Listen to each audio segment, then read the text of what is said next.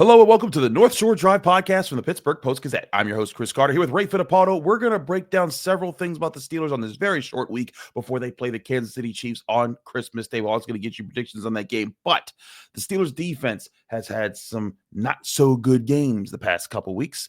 We got to talk about how they can turn around, and if they can, the Steelers might get back George Pickens, how that impact the offensive plan, all here on the North Shore Drive podcast from the Pittsburgh Post-Gazette. Let's get into it. You are now listening to the North Shore Drive Podcast, a show on all things Pittsburgh sports from the writers of the Pittsburgh Post-Gazette, hosted by Christopher Carter.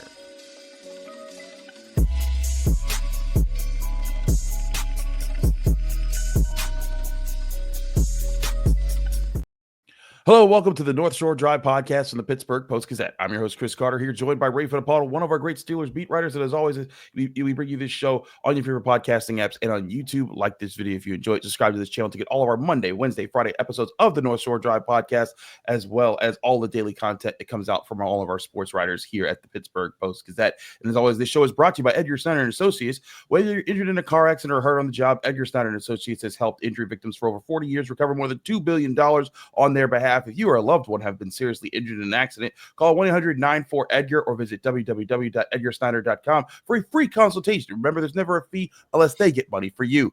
Ray, let's talk about the Steelers defense, because they have now been they've dropped from being a team that was giving up on average about 16 points per game to almost 20 points per game. Still a top 10 defense when all things are said and done, and still I think having a good year, and maybe in a very good year. But they've played two of the better offenses in the NFL in back-to-back weeks, and they gave up 27 points to the Eagles. They then gave up 27 points to the Ravens, 7, of course, those points coming from a pick six that Russell Wilson threw. We'll get to Russell Wilson and the offense in a bit.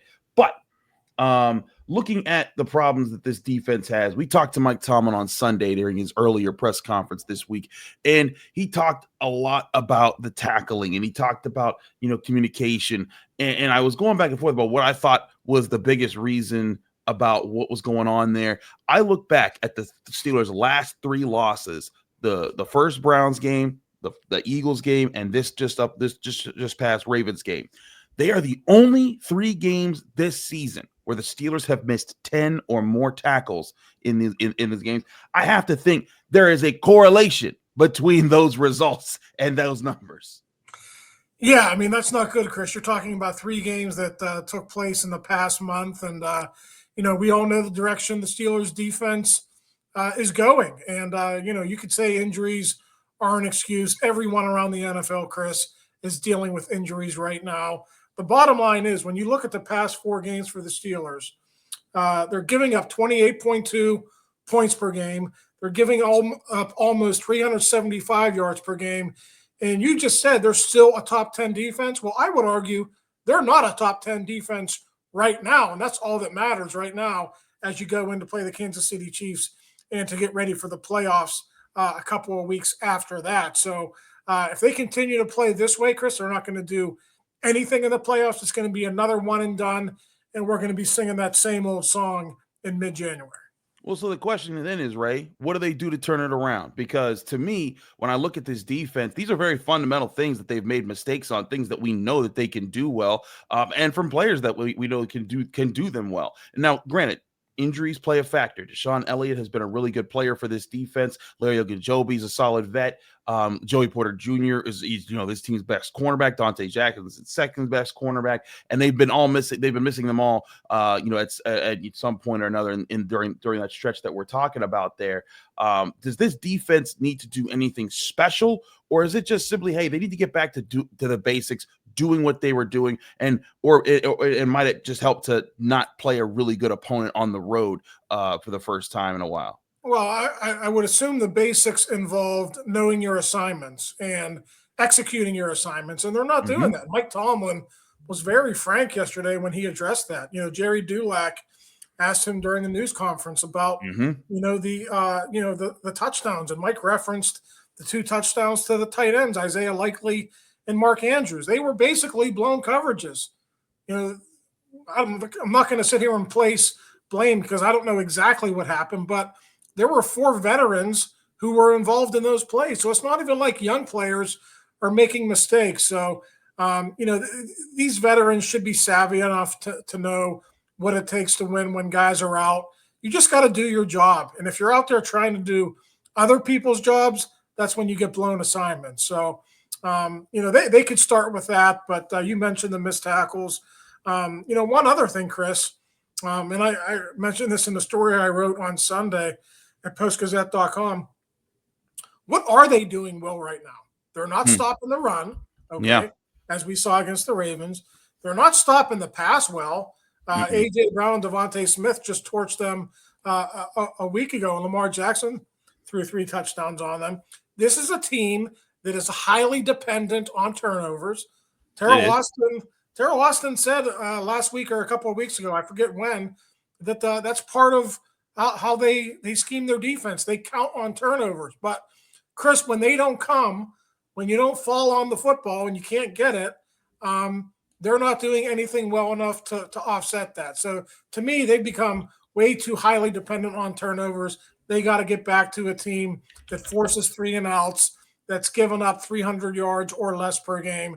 And if they start doing that, they're going to have a chance. The turnovers, that's nice and everything, but if you can't hold people to field goals and stop people and play the field position game, you're going to be SOL in the playoffs. Sure, but I also think the turnovers are kind of necessary in today's game, right? This is not a day anymore where you can play, early 2000s style of Steelers defense where you're just stuffing the run every play and just defending the pass on third down. But today's offenses have become too complex to always just hold to like 3 and outs or make them punt. You need those splash plays on defense, but at the same time, that doesn't excuse not covering Isaiah Likely or Mark Andrews as they're going into the end zone. And I think, like Mike Tomlin said, hey, we got to do those moments so we can turn those short fields into field goals. And if you do that, that changes the entirety of the game. And I think that's where there's a mix of, yes, they do need more turnovers at certain points, because that's just natural in today's football world, but you also need to be accountable in those situations. And sometimes I think, and we talked to Corey Trice about this briefly in the locker room, and sometimes it might come down to, when a team has a lot of weapons and the Steelers are feeling like they might be a little bit overmatched talent-wise from defense to versus an offense, especially in the secondary. That's when that overcompensation starts to happen. Guys start to try to jump out of their assignments to help people, as you were talking about. And then when you do that, you make mistakes. Heck, Stephen Thompson and I have covered that a ton with Pitt's defense over the past year, and some of their faults as they went on a 5-game losing streak. If the Steelers want to avoid a losing streak like that, they have to get back to playing the style of football that built their season. And again, I think it's also important to note the Steelers defense played really well against some good teams this year. When you look at what they've been able to put together, their first game plan against the Ravens was sharp. They beat the Commanders, they beat the Bengals, they forced turnovers in that game. The Broncos are a decent offense. They shut them down earlier this season. They have the means to do these things. That's the thing about this, is that we can say, the last few games they haven't been good, but we can also talk about some of the things that just didn't go their way in the past few games, and some of the things that they need to improve upon. I think they have the talent to improve upon those things, because again,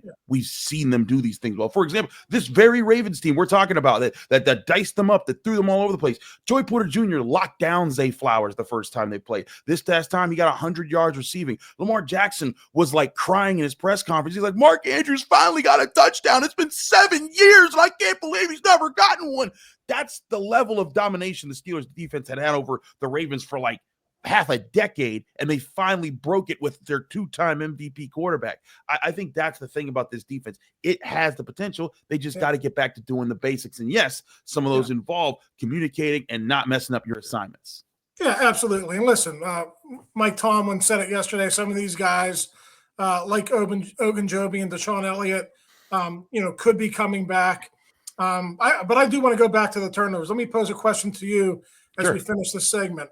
Would you rather give up 400 yards and get 3 turnovers in a game, or would you rather give up, say, 250, 275 yards and not get any turnovers?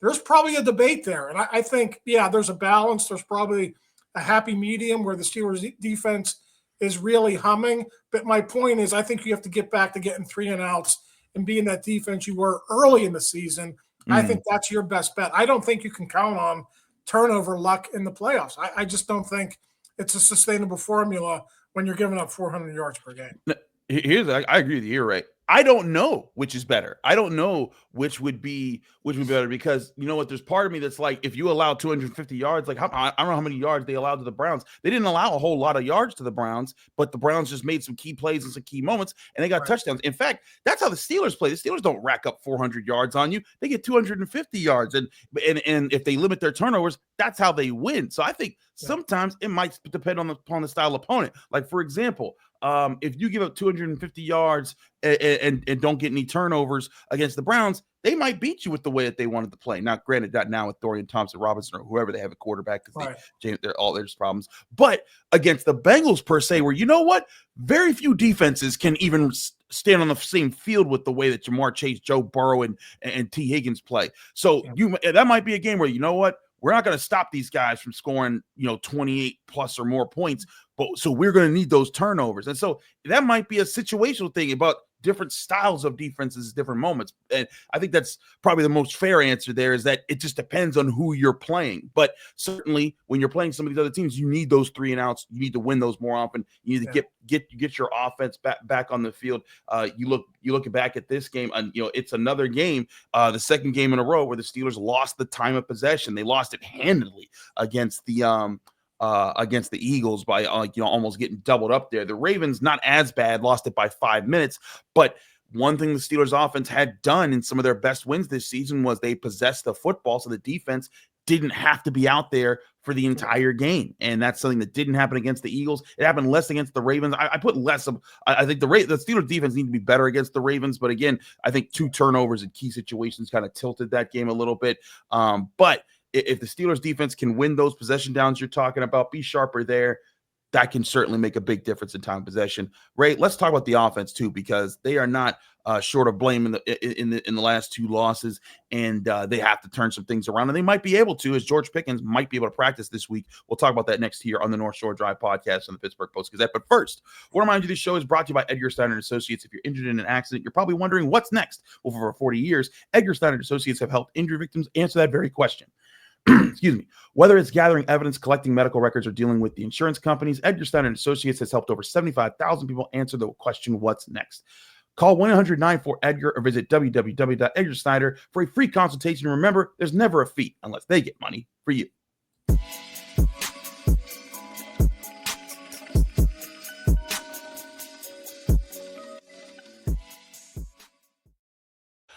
Back here on the North Shore Drive podcast from the Pittsburgh Post-Gazette, Chris Carter, Ray Fittipaldo. Ray, let's talk about the offense. I know a lot of people, it's the knee-jerk reaction in Pittsburgh that when the offense doesn't put up 30 points and they lose a game, it's the offensive coordinator. Yeah, why didn't you just call the great play that had the wide open receiver in the end zone and the quarterback throw it right to him at the right time? Like, I don't know how we don't just do this every single week. But at the same time, I look back at this game and I didn't have that many problems with the game plan itself. Maybe a few more targets to Pat Freiermuth, but this was a team that Jaylen Warren averaged 4 yards per carry. Najee Harris averaged 4.7 yards per carry. The offense was distributing the football around. The only problem this offense had, I thought, well, for the first time really this season, was Russell Wilson made some critical errors, in some huge moments. Fumbling inside the red zone. I legit think he just didn't see that guy. I think his purple blended in with the end zone a little bit. And then the pick 6 that spoiled a comeback. Both of those plays came while they were down 7 points in this game, and could have done, if they finished with touchdowns, it changes the entire trajectory of how that game plays out. It boosts your team, gives you morale, and puts the Ravens in a hard position. I really think it came down to that. And now, if you get George Pickens back this week, I think that opens things up more. Is there a reason to panic about the Steelers' offensive plan, or what? Or is there a bigger or was this more of like, hey, uncharacteristic mistakes for Russell Wilson while you're missing your best playmaker? That's the thing to focus on. They should stick to what they're doing right now. Yeah, you hate to pin it on one guy. It's always several things that go into losing a football game, but there's no denying that those 2 critical errors were huge in this football game, and that happens to quarterbacks. They have the ball in their hands every single play they're on the field, And, sometimes they're going to have to shoulder some of the blame. And this is one of those games for Russell Wilson. I'm with you. I thought Arthur Smith's game plan was fine. People will look at, they only scored 17 points. I think it's night and day difference, the game plan against the Ravens. And then, you go back to the Philadelphia game and the plan he had that game. I thought that was a bad game plan, and I thought this one was good. A couple of things we can talk about. Are we seeing a shift here in who the RB1 is going into the playoffs? Is Jaylen Warren that guy now? I don't know that they would ever, start Jaylen Warren ahead of Najee Harris, but if you look at the distribution of the carries and the touches in the snaps the last couple of weeks, it's trending towards Jaylen Warren being that guy. So is that the direction they're going to go in the playoffs? And talk about the receivers, whether Pickens comes back or not. Guys made some plays in that game. Van Jefferson set them up for their first touchdown. Michael Pruitt made a nice catch to finish that drive. Calvin Austin has been terrific. He did that toe tap on the sidelines to make a big play. He had 65 yards. So, it seems like every week we could talk about Pat Freiermuth and why he isn't involved. But, the fact of the matter is, I thought the other receivers who were involved on Saturday actually did a decent job. And I think you're right. If Russell doesn't commit those two mistakes, it's a much different ballgame. And that's my thing here is that I thought the plan was fine. Like they gave Calvin Austin has emerged as a threat the last season. When you look, he's had back-to-back games of 65 yards. He's been able to make plays, splash plays down the field. Russell Wilson has distributed the football still. I think Mike Tomlin made a point when Jerry Dulac asked about Pat Freiermuth. You need to get him more targets in the game, and it's kind of like it's not about trying to force those targets to happen. It's kind of about just taking what's there, and if defenses are covering him up, then you know what? As long as we're moving the ball, we're okay with him getting 3 targets a game. And they move the ball in this game. I don't think that was the big problem. The big problem was, hey, Russell Wilson made some big mistakes and big moments. Those that you kind of live with that as long as he does that 1 in every 10 games, and that's. I think that was just his 9th game. So and that was the first time I think he really killed them this season with big mistakes like that. And frankly, how many times did Mike Tomlin say that about Ben Roethlisberger? He's like, hey, you used to talk about he's the gunslinger. Sometimes you get shot with a gunslinger, but more often times than not, he's gonna get the other guy. So I think that's part of where Mike Tomlin was looking at for this offense. But let's talk about the other difference this offense could be against the Chiefs defense that's also been very good this year. They've been trending upwards. They've been playing really well. If George Pickens is back, how does this open up things for the Steelers offense right now? This is a Chiefs defense that ranks number 3 in the NFL, allowing 18.5 points per game. Yeah, I mean, I think it would be huge. Obviously, Mike Tomlin talked about it yesterday. George is going to draw a lot of double teams. He'll draw different kinds of coverages on his side. And then, depending on how you deploy your personnel, you can create one-on-one matchups for guys like Pat Freiermuth or Van Jefferson or any number of other receivers that you have in the football game. Mike Williams, who's come on a little bit here lately, a couple of catches in the last 2 games. So that's one aspect of it. And then I think the other is he helps your running game immensely. As Mike Tomlin said yesterday, he lightens the box. You have to respect George Pickens. Safeties aren't going to be coming down full force like they have been to help out in the running game. So, the Chiefs are a team, you look at them, they tend to play a lot of man-to-man. I think George Pickens, if that continues, I think George Pickens is going to get some opportunities. The only thing you have to worry about, Chris, is, Mike Tomlin basically said if he does come back, he's going to be on a pitch count. So what is that? Is that 25, 30 snaps? How do you deploy him? You don't want to put him in there every time just to run a go route. That would be, forecasting what you're going to do. You kind of want to use him as you always use him, but, understanding that he's not going to be able to be out there 80 or 90% of the snaps. No, agreed. You can't depend upon him just to do it like that.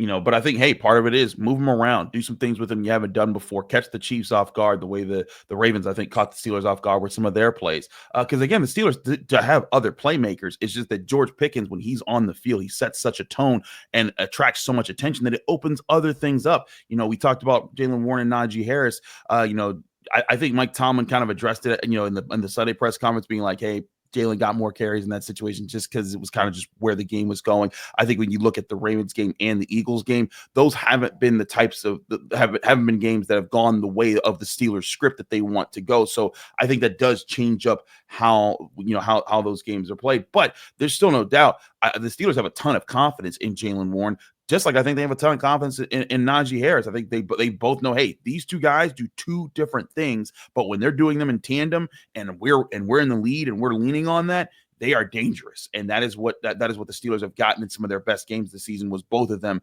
hitting on high cylinders, and the offensive line performing better as well. So I think that's certainly a big part of a big factor here in this game. But the Chiefs are a very good team on offense, a very good team on defense. They're 3-time Super Bowl champions with Andy Reid and Patrick Mahomes. They're back-to-back Super Bowl champions, and they're 14-1 coming into Acrisure Stadium this Wednesday on Christmas Day. I want to talk with you more about this matchup, Ray. We'll get our matchup looks at this game and our predictions for how this game will play out, all here on the North Shore Drive podcast from the Pittsburgh Post-Gazette. But first, I want to remind you this show is also brought to you by Savinas, Kane, and Gallucci. They're your mesothelioma and asbestos lawyers with over 85 years of experience. Call them today for a free consultation. That's Savinas, Kane, and Gallucci. We're also brought to you by Moon Township Honda, where you can get your new Honda vehicle at 5802 University Boulevard in Moon Township, PA, or at moonhonda.com on their website. Here's our message from our friends at Moon Township Honda. It's that time of year again to get the Honda of your dreams during Happy Honda Days, where you'll find great offers on a sporty new Civic, spirited Accord, fun-to-drive HRV, and versatile CRV. So don't wait. Turn your holiday dreams into reality with a new Honda named KBB.com's best value brand. Buy online, reserve from select dealers, or visit your local Honda dealer today.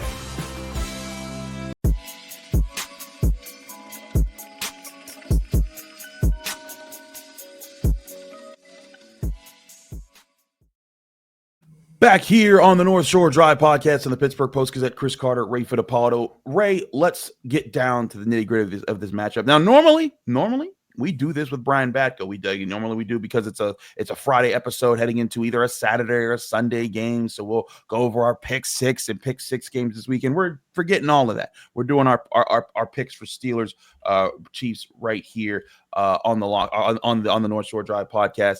Ray, let's get to a few things here first. The Steelers come into this game. They're 2.5-point home underdogs to the Chiefs. No surprise considering how well the Chiefs have played. Over under set at 43.5 points.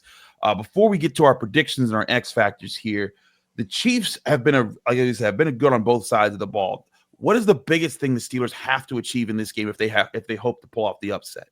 Yeah, I mean, I think they're two very similar football teams in the ways they want to play, Chris. I think it comes down to just making those timely plays and playing complementary football, which unfortunately for the Steelers, they haven't done the last 2 weeks against the Eagles or the Ravens. I think if they can do that, they're going to have a chance in this game. The Chiefs have played 15 games. 11 of those have been one-score games. They are 11-0 in those games. Now, the Steelers aren't bad either in one-score games. They're 6-3 in those games. And if you go back and look at those games that they lost, all very winnable, all on the table. The Cowboys game, you give up that in the final seconds. The Colts game was there for you on the table. You didn't take it. So they don't, even the games that they've lost, you can make an argument that the Steelers, are in the same ballpark as the Chiefs when it comes to having that unique knack for winning those close games. So they're both really similar in that regard. I just look, can you make those timely plays? Can you convert touchdowns in the red zone? Can you get a timely strip sack or a timely turnover that's going to turn the tide of this football game? Chiefs always seem to make those plays. Steelers make them too, just not recently. Yeah, they just haven't made in the last few. And I mean, heck, they also they haven't been in a one-score game since the Bengals game, which that's Which December really 1st. wasn't a one-score game. And, it was It's a very good point. 17-point game, midway through the fourth, so. That's a very good point by you. So the last real one-score game was the Browns loss back in late November when they played in that blizzard, which is kind of crazy to think about because I think they had been that was their fourth straight one-score game that they had won or that they had played in a row. They beat the Ravens at home, the Commanders in Washington, and the Giants technically too, because that was an 8-point win. So I guess technically that's a one-possession game. But still, to your point, they haven't won a one-score game. They had because the last two games haven't been one-score games, and their last two wins had really kind of been a solid double-digit win by the Browns and a lot of garbage time points from the Bengals. But okay, let's get to the Chiefs here. We all know the drill here. Patrick Mahomes. This offensive line's pretty good. He's got Travis Kelce, Juju Smith-Schuster, Xavier Worthy starting to come up as a playmaker. Shout out to Xavier Worthy. He's been very good for my fantasy teams this year. The defense, Trent McDuffie, Chris Jones. I think I saw he was a little banged up at the end of the game, so we'll see how he factors into this week with the practice reports. Watch the practice reports this week when you hear our reporters or you see our reporters tweeting out or posting about the injury report. That's a big factor this week on such a short week. So pay attention to that as the week goes on. And the same thing goes for the Chiefs injury reports going into this game. So we know both sides have it going down. Ray, give us your prediction of this game, the X factor that's the turning point, what makes the game tilting in one direction or the other, and what's your final score prediction? Yeah, I think the X factor, you mentioned it, Xavier Worthy. They're not the same offense that they have been. It seems like that guy is always the one who's making big plays for Patrick Mahomes. It's not Travis Kelce all the time anymore. Kelce still makes his plays. Can you contain Worthy in his speed? Don't let him behind you. You're going to have some backup defensive backs in there potentially. Can those guys step up and make plays? And Chris, I think this is going to be a lower scoring game. Both these teams like to play it close to the vest. Win it at the end. I'm going to go a little bit of an upset. I'm going to go Steelers 23, Chiefs 22. Whoa, that is a bit of an upset, and that's the low-scoring game you want to play if you're the Steelers. But frankly, the other thing is people don't realize that's how the Chiefs play now. Like you said, this is a completely different team from Tyreek Hill and prime Travis Kelce and those guys, and how they light up scoreboards every single week. They scored 27 points last week against the Texans, and that was like a really strong win. They scored 21 points against the Browns, 19 against the Chargers, 19 against the Raiders. They did score 30 against the Panthers, but that's been the rarity. They've only scored 30 or more points twice this season. And that's kind of crazy when you think about, well, wait a minute, is he still Patrick Mahomes? Is he still that guy? That's why Patrick Mahomes isn't in MVP talks as much right now. It's more about Lamar Jackson. It's more about Josh Allen, Saquon Barkley, Derrick Henry, those guys. So all that being said, I hear you on that. I do think it's going to be a close game. I think the determining factor in this game is going to be which pass rush has a bigger impact on the game. And I think that the Steelers pass rush, we know how deadly it can be. We know how much of a problem it can be. If it creates havoc on Patrick Mahomes, it disrupts what he wants to do and wins the line of scrimmage to limit Isaiah Pacheco and their run game, that could play to the Steelers' factor. But the other thing to remember here is the Chiefs got a pretty good pass rush too. Karlaftis is nasty. If Chris Jones plays, that's not good for the Steelers. I wonder which offensive line handles it better. And frankly, I think the Chiefs' offensive line has played better this year. I think it was like they're more experienced down the road. They're down the line. Like you look throughout everything, the Steelers have a young offensive line, and it's been very inspirational to see how they've improved and how they've stepped up in this season. So which offensive line handles that better? I give the edge to the Chiefs there. And when you throw in Patrick Mahomes, that's where I think it's going to be a very similar game. I just think a ball bounces the other way against the Steelers this time around, and the Chiefs do get the win. I have this being, let's say, similar score. I'll go like 23-20. Like it's going to be a low 20s scoring type of game. I think big plays from Patrick Mahomes and Russell Wilson, clutch moments are going to be the factor here. But I just think one thing just bounces a little too far away from the Steelers. But to your point, the Steelers, they found ways to win those games. Also, Russell Wilson has not lost at home yet. All 3 of his losses on the road. Certainly would be interesting if they were able to keep that up against a team that has been on top of the NFL for more than a few years now. Absolutely. And what's the under? Did you say over under? The over-under, I think, was 43.5 points. Let me pull All right, so we're both close to the line. I guess we're both picking over, but yeah, it's going to be that type of rock fight there. That's the way both teams want to play, so should be a fun one Wednesday at Acrisure.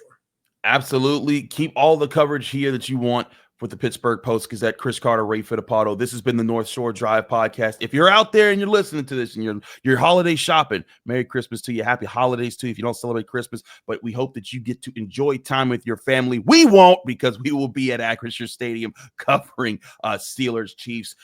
From the Pittsburgh Post-Gazette, Chris Carter, Ray Fittipaldo. Thanks again for tuning into the North Shore Drive podcast. Remember to subscribe to the Pittsburgh Post-Gazette, post-gazette.com for all our written work, and get all of our podcasts on your favorite podcasting apps and on YouTube every Monday, Wednesday, and Friday for the North Shore Drive podcast. And there's daily content that comes out from all of our sports writers here at the Pittsburgh Post-Gazette. We will see you in Acrisure Stadium when we do our post-game. Jerry and Ray will be breaking down whether or not the Steelers pulled off a Christmas miracle, all here on the North Shore Drive podcast. Thank you for tuning in to another episode of the North Shore Drive podcast from the Pittsburgh Post-Gazette. If you watch this video on YouTube, please like the video and subscribe to our channel. For all the sports coverage from the Post-Gazette that we have to offer, visit post-gazette.com.